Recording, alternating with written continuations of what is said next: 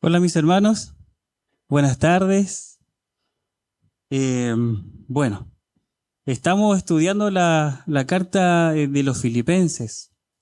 Eh, yo algo le comentaba a mi esposa antes de poder exponer esta palabra que hoy día nos toca. Uno siempre predica, ¿cierto? O debiera hacerlo, la palabra con temor y temblor. Y hoy día en particular eso es más evidente, por lo menos en mí, porque siempre es cierto, nosotros venimos aprendiendo de las Escrituras y nos exhorta a Dios a través de su palabra, de diferentes formas, pero hoy día de repente tenemos que compararnos con nuestro Creador, con alguien que dio su vida por nosotros, con alguien que es perfecto. Y para mí eso es tremendo, es grande. Y yo trataba de transmitirle a mi esposa eso y creo que ahora entendí el por qué. Bien, hermanos, antes de poder pasar al tema en sí, nosotros estábamos viendo el capítulo 2 ya. Comenzamos a ver el capítulo 2 de la carta a los Filipenses y vamos en particular en el versículo 5. Anteriormente estudiamos del versículo 1 al 4. Vamos a hacer un pequeño repaso. Vimos la unidad de la iglesia, ya que Pablo empezó a exhortar a los hermanos a que seamos uno como cuerpo de Cristo y que podamos conducirnos así. Eran desafíos para nosotros y, por ejemplo, vimos dos puntos respecto a este tema, la unidad de la iglesia. Estaba el llamado a la unidad como primer punto, versículo 1 y 2, y como segundo punto, para la unidad debe haber humildad, versículo 3 y versículo 4. Permiso, hermano.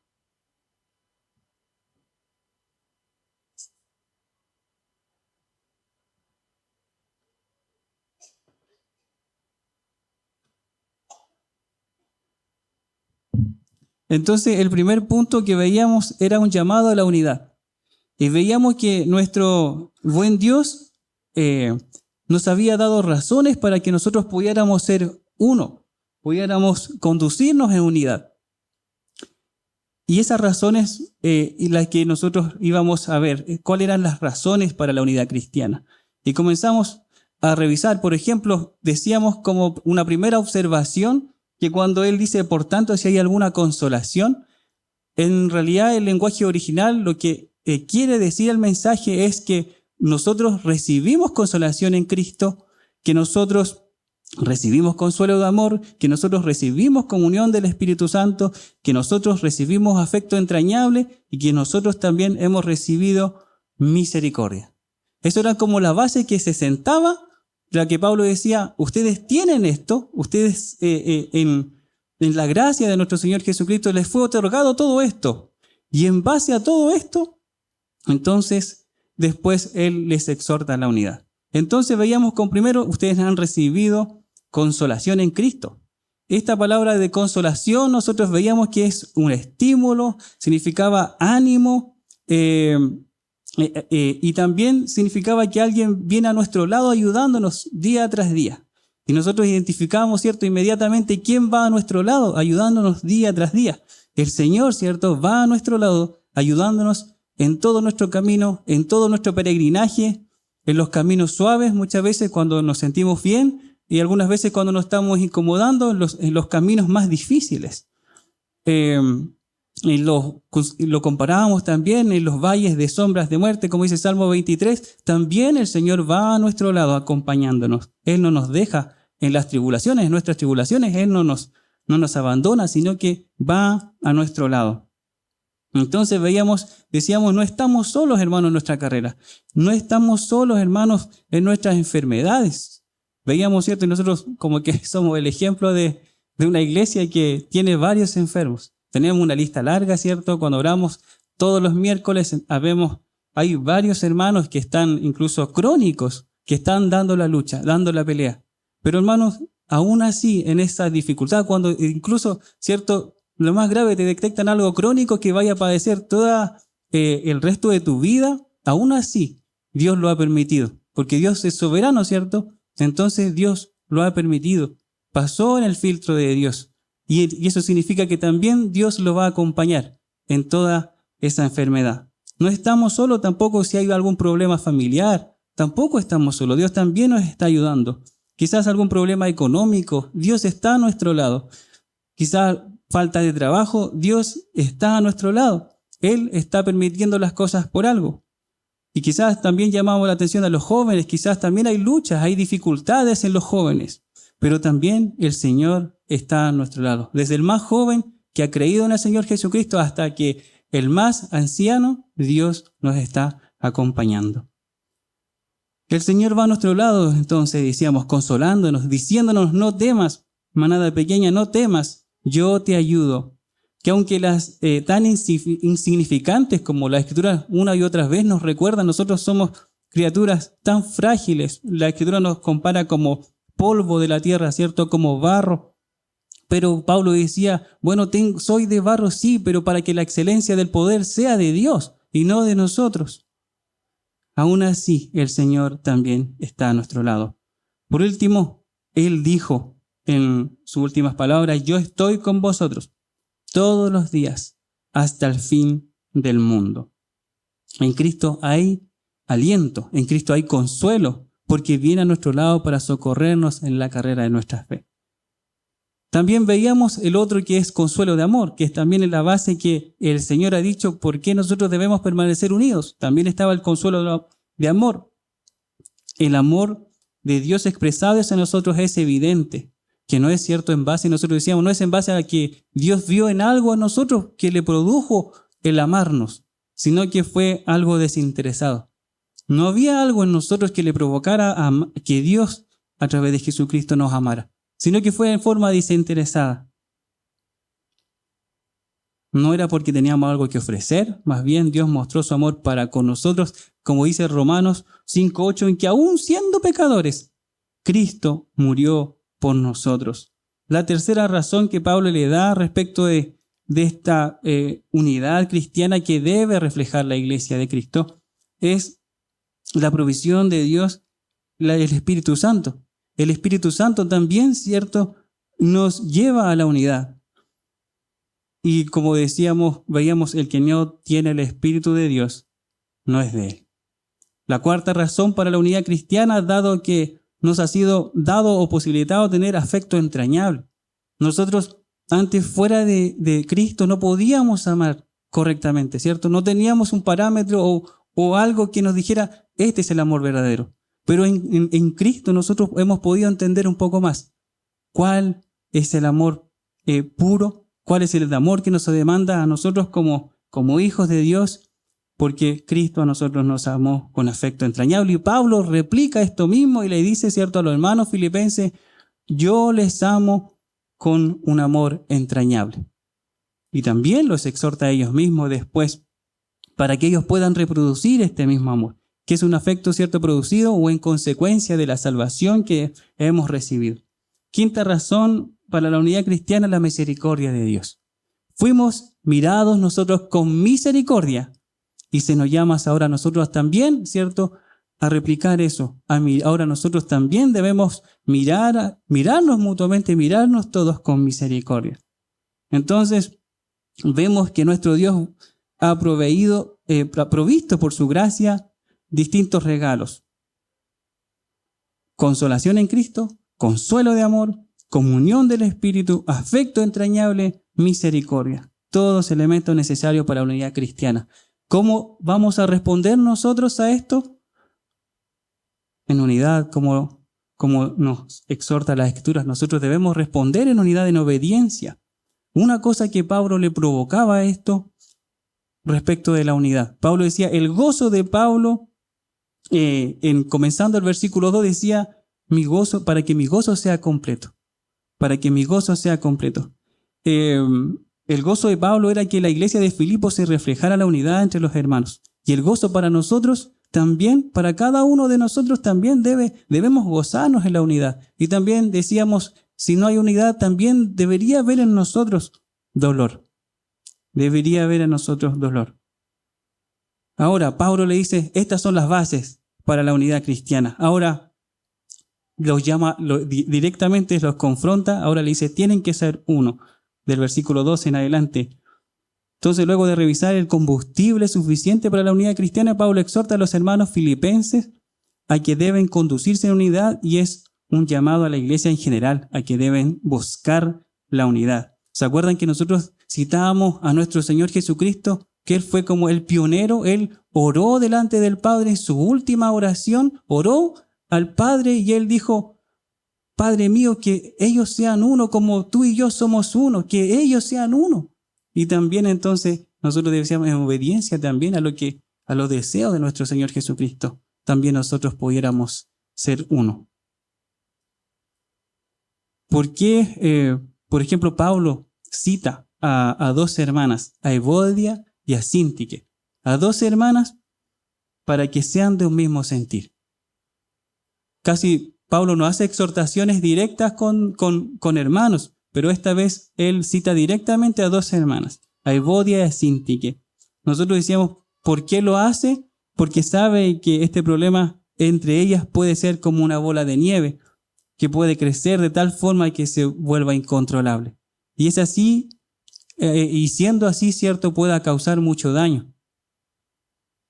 Mismo sentir, en la palabra original también ahí veíamos, significa pensar del mismo modo, tener una misma mente. Esto recordemos, los hermanos, porque también tiene que ver cuando veamos el tema que vamos a revisar. Entonces, mismo sentir significa pensar del mismo, una misma mente. Esto no necesariamente, cierto, significa que todo el tiempo nosotros estemos pensando igual, sino que como en la medida que nosotros nos vamos santificando, vamos creciendo, todos nuestros pensamientos, sentimientos siempre sean moldeados por la palabra del Señor. Y esta, a su vez, como Cristo piensa. Como Cristo piensa. De ahí entonces pasamos a revisar el segundo punto, que era para la unidad debe haber humildad. Nosotros debemos reflejar humildad, porque si todos somos soberbios, imagínense, hermano, cómo nos vamos a poder conducir en unidad. Todos queriendo hacerlo, cada uno su propio punto, llevándolo a cabo. Entonces, para la unidad debe haber humildad. Pablo dice, no a la contención, no a la vanagloria. No tengan por lo suyo propio, sino también por lo de los demás. Entonces, para que haya unidad, no debemos hacer las cosas por contiendas o por rivalidad o por vanagloria. Estas prácticas en las iglesias son justamente agentes de divisiones, de desánimo también para los hermanos, de desaliento. Una definición de contienda es una visión egoísta, hacer las cosas a su manera. Incluso esta persona es capaz de coaccionar a otros para que diga o haga en contra de su voluntad. Entonces, ¿cómo debemos comportarnos como iglesias en todo lugar, más que como cuerpos acá de Cristo? Nosotros también, afuera también debemos reflejar la humildad. Vivir en humildad es el llamado de Pablo, y mirar a los demás como superiores a nosotros mismos. ¿Qué diferencia hace eso en las iglesias? ¿Qué diferencia hace si nosotros todos pudiéramos reflejar esto, hermanos? Nosotros reconocíamos que es una tremenda característica la humildad en el hombre. Espero que todos podamos verlo así. Cuán deseado es y muchas veces tan difícil de alcanzar. Tan difícil de alcanzar porque nos toca chocar contra nosotros mismos, ¿cierto? Contra nuestro propio ego, nuestra propia vanagloria quizás. Nosotros cuando vemos a un hombre o cuando vemos a una mujer humilde, es muy grato compartir con esa persona. Su forma de comportarse, su forma de hablar, muchas veces son dulces melodías que cantan la humildad. Es la forma de manifestar la vida cuando, cierto, nosotros vemos lo que hizo el Señor por nosotros. En Gálatas 2:20 Pablo decía, ya no vivo yo, mas vive Cristo en mí. Y eso era lo suficiente para que Pablo pudiera desterrar ese yo que él llevaba y comenzar a vivir para Cristo. Terminábamos diciendo que, y esto conecta al tema que viene, debemos imitar entonces la vida de nuestro Señor Jesucristo. Dice Haya pues en vosotros este sentir que hubo también en Cristo Jesús. Pablo termina de cierto, o sea, está exhortando a la iglesia a la unidad. Y después dice, haya pues en vosotros este sentir que hubo también en Cristo Jesús. Pone de ejemplo a Cristo. Entonces, el tema que vamos a desarrollar ahora es vivir imitando a Cristo Jesús. Vamos a ver 3 puntos, no en este día. El primer punto, que habla de la preexistencia de Cristo. En el versículo 6, versículo 7 al 8, la encarnación de Cristo. Versículo 9 al 11 habla de la exaltación de Cristo. Este pasaje, como yo les introducía, hermanos, es tan abrumador porque buscamos nosotros con nuestra mente finita, ¿cierto? Nuestra mente limitada, tratar de entender a un Cristo, a un Dios infinito, a un Dios grande, a un Dios que nosotros podemos vivir 80 años, Él ha vivido toda la generación pasada. Entonces tratar de entender eso es complicado. Es difícil para nosotros. No podemos por nosotros mismos. Necesitamos su ayuda. Este pasaje a su vez también es tan desafiante que nos lleva a mirarnos y a examinarnos, ya que la comparación, como le decía, no sé si me acuerdo si le dije o no, pero la comparación ya no es con un hombre. Ya tú no miras a un hombre para poder compararte, sino que la comparación es directamente con nuestro Señor Jesucristo. Esto provoca algo así, por lo menos a mí, provoca algo así como cuando Pedro se enfrentó a nuestro Señor, cuando ellos estaban, ¿cierto?, naufragando en el mar y ellos temerosos fueron a despertar al Señor y el Señor se levantó y dijo, ordenó, ¿cierto?, al mar a que callara. Y enmudeció inmediatamente. Hubo calma inmediatamente. Y Pedro dijo, apártate de mí, que yo soy hombre pecador. Vio la santidad de Dios, vio la grandeza de Cristo. Pero a su vez este pasaje bíblico también nos trae esperanza, hermanos, de que podemos dejar ese viejo hombre quizás que está batallando con nosotros, todo lo relacionado al orgullo, al ego, podemos dejarlo. Debe ser así, debemos tomarlo, podemos dejarlo. Pero podemos dejarlo mirando a Cristo. Podemos dejarlo imitando a Cristo.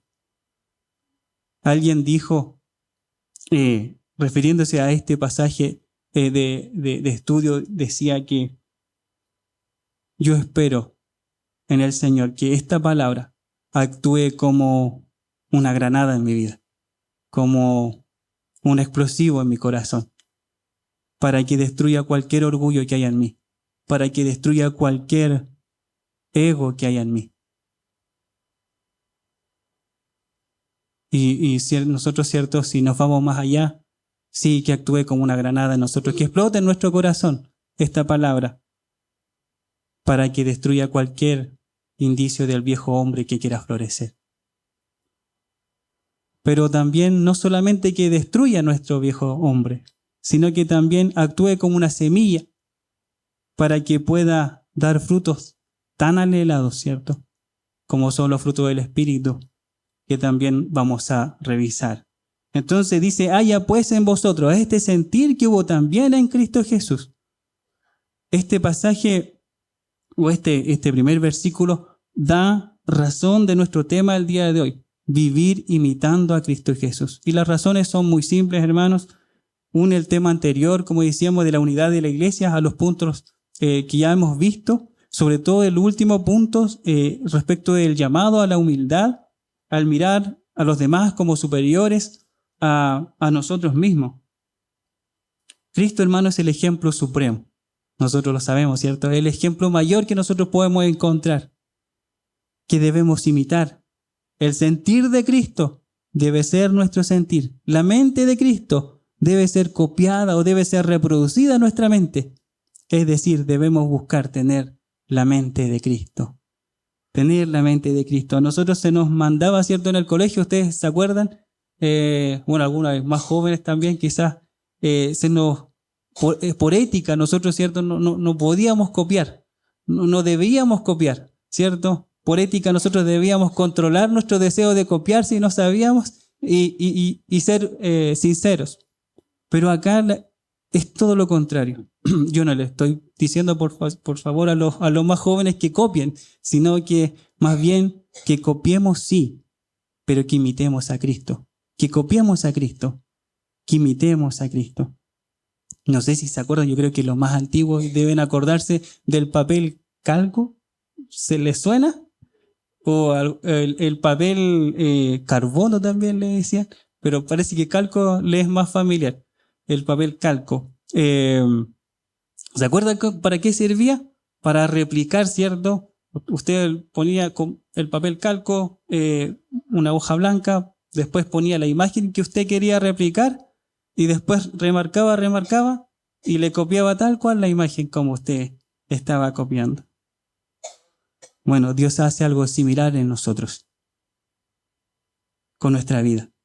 Escoge la imagen de Jesucristo, su Hijo, lo remarca en nuestra vida. Cada virtud de Cristo. Dios, el deseo de Dios, cada virtud de Cristo que esté en nosotros, que habita en nosotros, hermanos. Cada fruto del Espíritu. Amor, gozo, paz, paciencia, bondad, la humildad, el servicio, la obediencia. Para que al final todos lleguemos a la medida de la estatura de la plenitud de Cristo. Copiemos o imitemos la imagen de Cristo entonces, hermanos. La exhortación a la humildad, el desinterés y mirar a otros como superiores a nosotros mismos no es natural. Nosotros debemos reconocer lo que no es natural. Lo natural, ¿cierto? Muchas veces es el ego. Nosotros afuera lo vemos, pero también en la iglesia se pueden ver, hermanos. Lamentablemente también están. Pero también tenemos la consolación de la palabra del Señor, para que nosotros decíamos la esperanza en nosotros, que esta palabra actúe como una dinamita en nuestro corazón para que destruya todas estas cosas. Pero sí decíamos que es posible destruir todo esto, mirando a Cristo. Como dijo Pablo, recordamos nuevamente en Gálatas 2:20, ya no vivo yo, mas vive Cristo en mí. La exhortación que hace Pablo es seria, ya que está con el verbo imperativo. Quiere decir que Pablo está dando una orden o está dando un mandamiento a los hermanos filipenses y por consecuencia también es un mandamiento para nosotros. Pablo no les da opciones, no le dice, pues quizás tomen este consejo de este sentir que hubo también en Cristo Jesús. No les dice eso, sino que le dice, haya en vosotros este sentir que hubo en Cristo Jesús. Es una orden, es un mandamiento, hermanos. Así nosotros también debemos tomarlo. Además, hermanos, además de ser un mandamiento, está en presente continuado, es decir, adopta la forma de pensar de Cristo. No es solo un momento. No le dice, haya pues en vosotros este sentir un momento o parte de su vida, sino que dice, tened continuamente en vosotros este sentir que hubo también en Cristo Jesús. Quizás con esto, hermanos, me voy a salir un poco del tema porque acá está implícitamente el deseo de Pablo que nosotros debemos conocer a Cristo Jesús. Porque ¿cómo vamos a imitar, cierto, a aquel que no conocemos? ¿Cómo vamos a seguir a aquel que no conocemos? Pablo entonces nos está diciendo, ¿a quién estamos siguiendo nosotros? ¿Lo conocemos realmente? ¿A quién estamos imitando nosotros? ¿Lo conocemos realmente? Quizás nosotros podemos responder, ¿cierto? Sí, conozco algunas cosas de Cristo, como Él es mi Redentor, ¿cierto? Cristo es el Rey de Reyes, Cristo es el Señor de Señores. Pero también acá vemos otra característica de Cristo. Él antes de ser glorificado, Él fue humillado. Y dentro del contexto de lo que vamos a ver está la humillación de Cristo. Y la introducción es, haya pues en vosotros este sentir que hubo también en Cristo Jesús. ¿Estás seguro que quiere imitar a Cristo, hermano? ¿Estamos seguros? No tenemos opción. Recordemos que es un mandamiento. Es un mandamiento. Con respecto al conocimiento de Cristo y la unidad de la iglesia, y leemos en Efesios, por ejemplo, 4, 13 y 15, 16.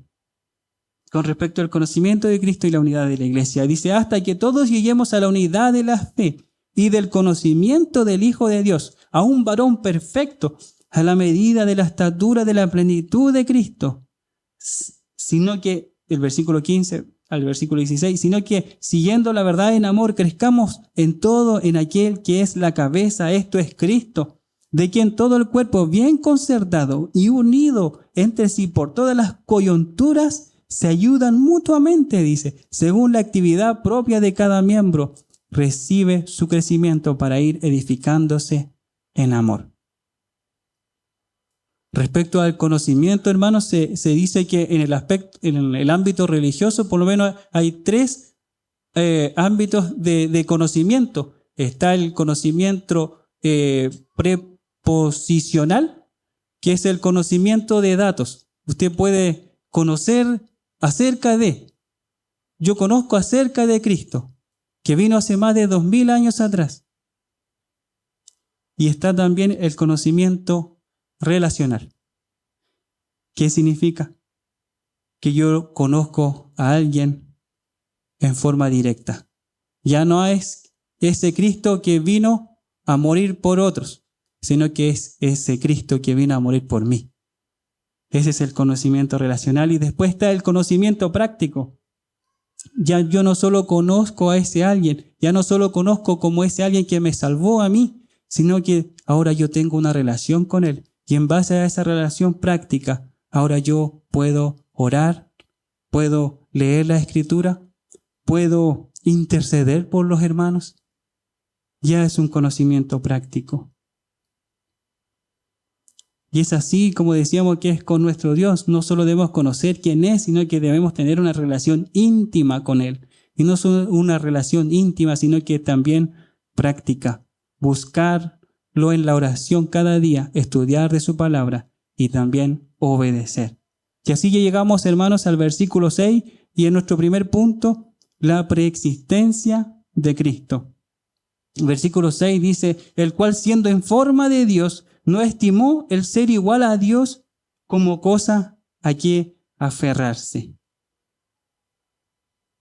El apóstol Pablo no estaba, si bien está contenido la preexistencia de Cristo acá, pero lo que se proponía el apóstol Pablo, ¿cierta?, era motivar a los hermanos filipenses a que puedan imitar a Cristo, a que puedan seguir a Cristo, puedan imitarlo en varias áreas de su vida. Pero no podemos dejar de ver que también es materia de estudio que está la preencarnación de Cristo. Podemos decir algunas verdades, por ejemplo, de esta preencarnación de Cristo, de que Jesucristo es Dios, por ejemplo, de que también Él es eterno, que Cristo también es eterno. ¿Y de dónde sacamos todo esto, hermanos? Cuando dice, el cual siendo en forma de Dios. ¿Qué significa esto de ser en forma de Dios? La forma de Dios zoomorfe en el original no es física ni estructural. Quiere decir entonces que Jesús comparte toda la naturaleza y la esencia de la deidad y es inseparable de ella, ya que no podía tener existencia real sin ella. Solo Dios puede existir en forma de Dios. La deidad de Cristo es afirmada continuamente. Y nosotros, por ejemplo, en Juan 1:1 vemos cómo Cristo, antes de encarnarse, Él ya existía.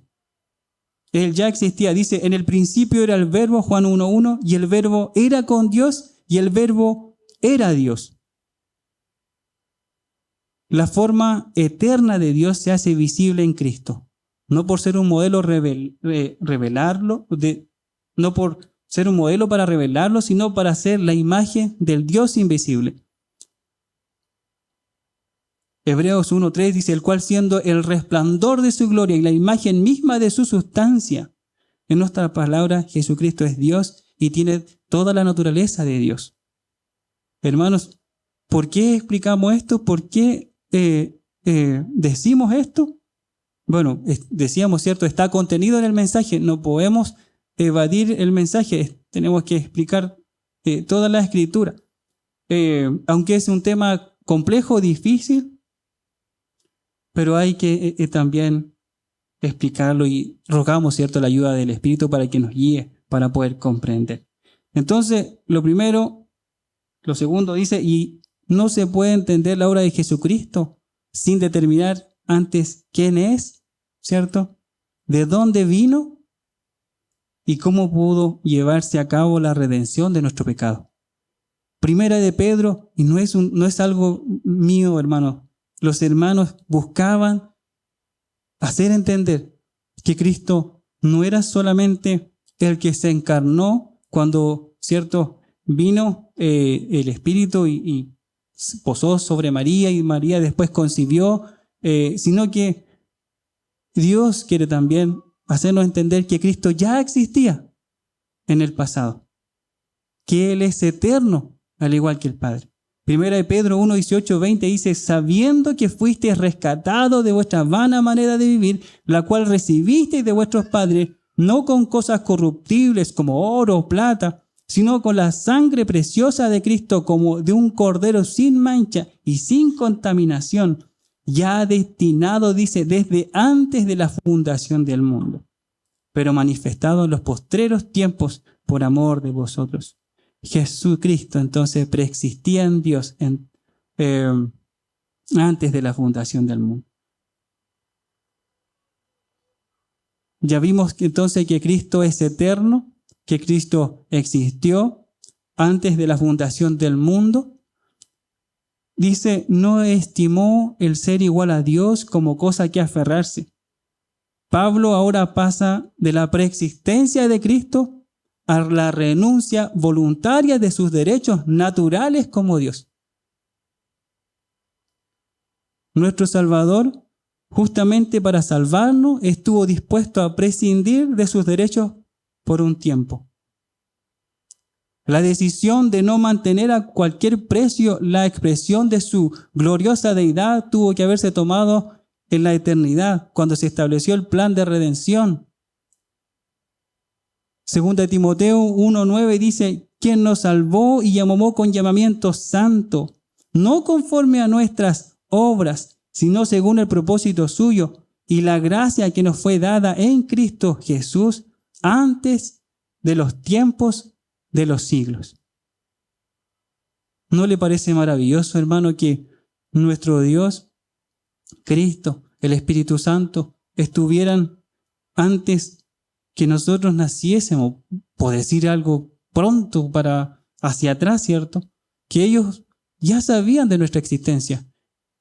Que ellos, finalmente, cuando vemos con amor eterno te he amado, por lo tanto te prolongué mi misericordia, podemos ver entonces que, sentamos base a nuestra fe de que en Cristo fuimos amados desde antes de la fundación del mundo. Eso debería darnos gozo, debería darnos paz. Ahora, ¿de qué nos sirve? Nuevamente nos preguntamos toda esta información respecto del estado preencarnado de Cristo y de la decisión de despojarse de sus gloriosos derechos, hermanos. ¿Tiene algo que ver con nosotros? ¿Podemos aplicarlo a nuestras vidas? Podemos ver que esto es un ejemplo perfecto que fue para los hermanos filipenses y ahora también es para nosotros, que somos incapaces muchas veces nosotros de renunciar a nuestros derechos, muchas veces como Evodia y Síntique. ¿Por qué Pablo llegó a decir, ruego a Evodia y a Síntique que sean de un mismo sentir? Ya conocía desde antes Pablo la información de que ahí había conflicto. Pero ¿por qué no estaban cediendo las hermanas? ¿Porque eran muy humildes, por ejemplo? No es cierto. Seguramente ellas estaban queriendo prevalecer la una contra la otra. Estaban buscando que la otra persona primero sea la que ceda. Yo no voy a ceder, la otra persona que ceda. Y la otra persona estaba pensando lo mismo. Muchas veces preferimos seguir enemistados exigiendo nuestros derechos. Queremos siempre, ¿cierto?, nosotros tener la última palabra. Queremos siempre nosotros quizás también, antes de ceder y rebajarnos, no queremos, ¿cierto? No queremos ceder, no queremos rebajarnos. Pero ¿qué pasó con Cristo? Cristo no llegó a este mundo, hermanos, siendo, ¿cierto?, un fanfarrón respecto de lo que era Dios. Pero muchas veces nosotros andamos queriendo mostrar lo grande que somos, que el mundo sepa. Bueno, yo me puse como ejemplo, ¿quién es Jacob? Que el mundo sepa de mí. Y qué mal, hermano, qué mal.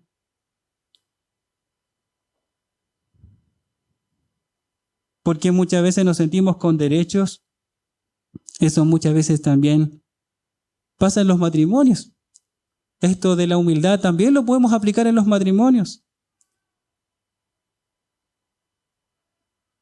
Muchas veces, ¿cierto?, en los matrimonios, ¿por qué hay discusión? ¿Por qué hay conflicto? Muchas veces andamos, ¿cierto?, nosotros más preocupados de los deberes de nuestras esposas, en mi caso, por ejemplo, y las esposas andan buscando, están más preocupadas de los deberes de los esposos hacia ellas. Los esposos, por ejemplo, pueden decir, mi esposa, en mi derecho, Dios me ha dicho que debe respetarme. Ahí somos bien bíblicos, ¿cierto? Nos ponemos bien bíblicos. Mi esposa debe respetarme y hasta le podemos decir la cita bíblica. Y la esposa por su lado dice, bueno, el esposo a mí debe amarme como Cristo amó a su iglesia. Y esta es la tremenda medida que tenemos. Como Cristo ama a su iglesia. Y tratarme también como vaso frágil, puede agregar. También se pone bíblica. Pero pedir perdón o asumir que nos equivocamos, eso parece que no está en nuestra memoria, ¿cierto? Eso desapareció, no está en nuestra versión de la Biblia que tenemos. Es otra versión y no está en la de nosotros. El llamado es a mirar más nuestras responsabilidades que nuestros derechos. ¿A qué grandeza no podemos estar aferrando nosotros? Soltémoslas, hermanos, y vivamos en libertad, porque también es un tipo de esclavitud.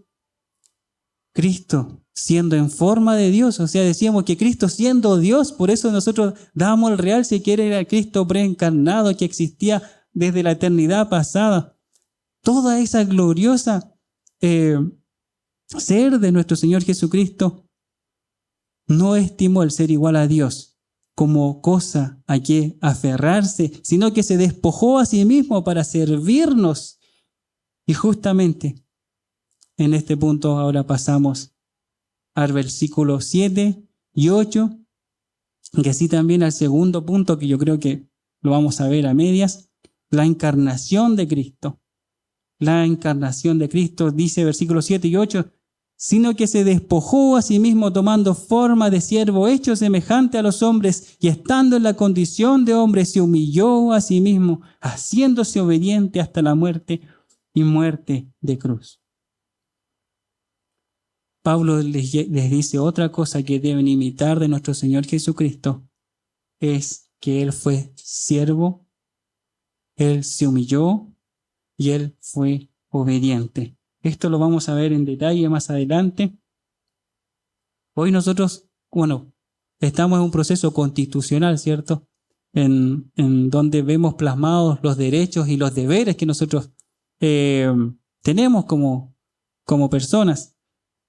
Si nosotros podemos encontrar una diferencia respecto de los derechos y los deberes, en el proceso anterior de la Constitución estaban más marcados los derechos, ¿cierto? Derechos, decía, tengo derecho a muchas cosas, pero responsabilidades y deberes muy pocas. Y esta propuesta está más equilibrada en cuanto a los derechos y los deberes, porque nosotros como ciudadanos también tenemos nuestras responsabilidades, nuestros deberes. Y una de ellas, también lo mencionó el hermano Cristian, que que esta se puede tomar como base. Uno de los deberes que tenemos nosotros como hermanos es proteger la vida. Y esta Constitución habla de la protección de la vida de quien está por nacer. Y que Dios nos guíe, hermanos. Que Dios nos guíe a poder decidir. Que también podamos honrarle y glorificarle a Él. Entonces estamos hablando respecto a estos derechos y deberes. Nosotros somos muy buenos en hacer valer muchas veces nuestros derechos, ¿cierto? Pero huimos rápidamente cuando viene la responsabilidad. Muchas veces ahí nos llenamos de justificación. Cuando tenemos que responder a nuestra responsabilidad, ahí nos justificamos. Y la verdadera libertad no consiste en retener los derechos, sino es en ser capaz de desprenderse de ellos. ¿De qué vamos a andar preocupados de nuestros derechos si nosotros nos desprendemos de ellos? ¿A quién le vamos a hacer la guerra, hermanos? Si nos desprendemos de nuestros derechos, no tendríamos que estar, por ejemplo, preocupados quién pasa por el camino de cebra cuando nos toca, ¿cierto? Algunas veces los que manejamos vemos a una persona que está por cruzar la calle y nosotros decimos, bueno, yo voy más apurado, así que yo paso nomás. Y la persona que está esperando algunas veces también a nosotros mismos nos toca y nos sentimos con todo el derecho de cruzar la calle. Y sí tenemos, ¿cierto?, el derecho de poder hacerlo, está normado por ley.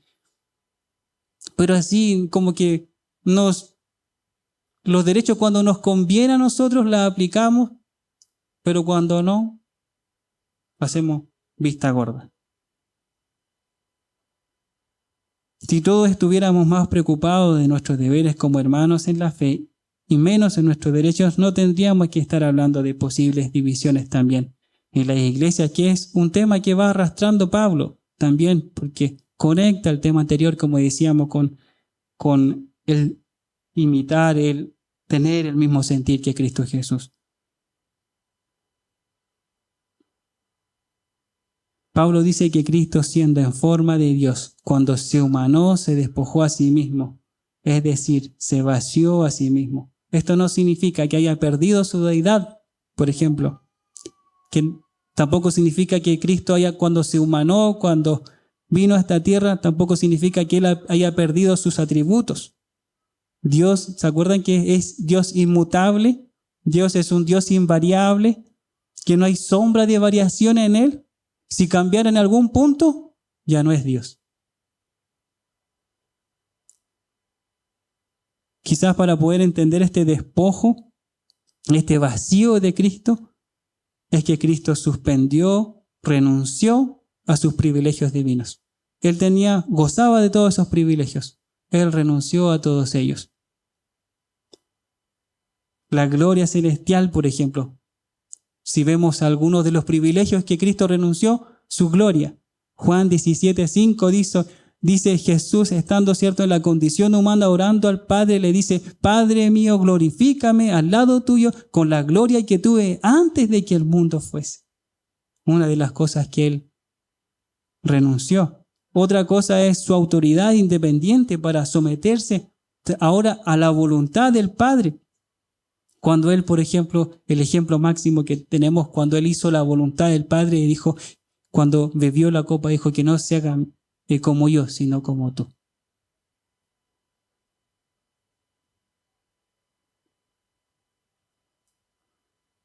Cristo renunció a los mejores tratos también, como la divinidad, y se sometió a la dirección del Espíritu. Cristo renunció a las riquezas, porque recordamos que cuando estuvo en la tierra, nació en un pesebre. Él pudiera haber nacido en cualquier lugar, en los lugares más acomodados, pero Él decidió nacer en un pesebre. Él decidió nacer en una familia pobre. No tuvo grandes bienes. Segunda de Corintios 8:9 dice, porque ya conocéis la gracia de nuestro Señor Jesucristo, que por amor a vosotros se hizo pobre siendo rico, para que vosotros con su pobreza fueseis enriquecidos. No sé si nosotros podemos ver eso, pero nosotros también podemos ver que Él es el dueño del mundo, Él es el creador del mundo, como también lo cita Colosenses 1 del 15 Él habla de que el Cristo es el creador también de todas las cosas, antes de todas las cosas y el creador de todas las cosas. Estábamos hablando de que Él se desprendió, renunció a sus riquezas, aunque Él, en Apocalipsis 5:12, el Cordero que fue inmolado es digno de tomar el poder, las riquezas, la sabiduría, la fortaleza, la honra, la gloria y la alabanza. Él siempre fue digno de tomarlas, hermanos. Él nunca pecó. Aún en su naturaleza humana, nuestro Señor Jesucristo ratificó más bien su dignidad para tomar todas estas cosas. Otra de las cosas que también nuestro Señor Jesucristo renunció a una relación favorable con Dios, porque en su humanidad y cargando el peso de nuestros pecados, tuvo que experimentar la ira plena del Padre hacia el pecado. Y Él cargó en nosotros, por nosotros, nuestros pecados. Estos son algunos de los despojos de Cristo. Podemos ver un admirable contraste. Satanás quiso ser semejante al Altísimo y establecer su trono al lado del trono de Dios. Y muchas veces nosotros, siendo sinceros, algunas veces también queremos un espacio ahí. Siendo sinceros, porque por ejemplo, cuando los discípulos estaban discutiendo, hermano, quién iba a estar al lado, querían las mejores posiciones en el cielo. Y ahí, ¿qué le dice el Señor? El que quiere ser mayor debe servir a los demás. Entonces, este contraste, Satanás quiso ser semejante al Altísimo y establecer su trono al lado de Dios, según Isaías 14, el 13 al 14, así como también vemos que el hombre quiso llegar a ser como Dios, en Génesis 3:15. ¿Por qué pecó el hombre? Porque quiso ser igual a Dios. ¿Cuál fue la tentación del enemigo? Con que Dios os ha dicho, ¿cierto? Dios, en cambio, asume todo lo contrario, hermanos. Muchas veces, Cristo, desde el escalón más alto, hermanos, no había otro escalón más alto, y Él comenzó a descender. Y nosotros queremos ascender. Nosotros queremos, ¿cierto?, muchas veces llevarnos la gloria que le pertenece a Él. Entonces Dios, en cambio, asume la forma de siervo para hacerse servidor de los hombres, salvándonos de nuestros pecados y de nuestra condenación. Vamos a terminar aquí, hermanos. Oramos. Padre nuestro que estás en los cielos, te damos gracias por tu palabra, Señor, expuesta. El desafío, Señor, es grande porque en ello, Señor, miramos nuestro pecado, Señor, y debemos ahora imitarte a ti, el cual, siendo en forma de Dios, no estimó el ser igual a Dios como algo a que aferrarse, sino que se despojó a sí mismo, tomando forma de siervo, hecho semejante a los hombres, y estando en la condición de hombre, se humilló. Ayúdanos a nosotros, Padre. ¿De qué tenemos que desprendernos? Ayúdanos a desprendernos, Señor.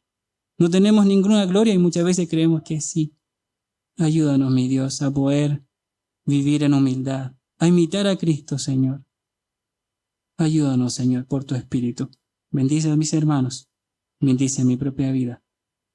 Te bendecimos, Padre, en el nombre de Jesús. Amén.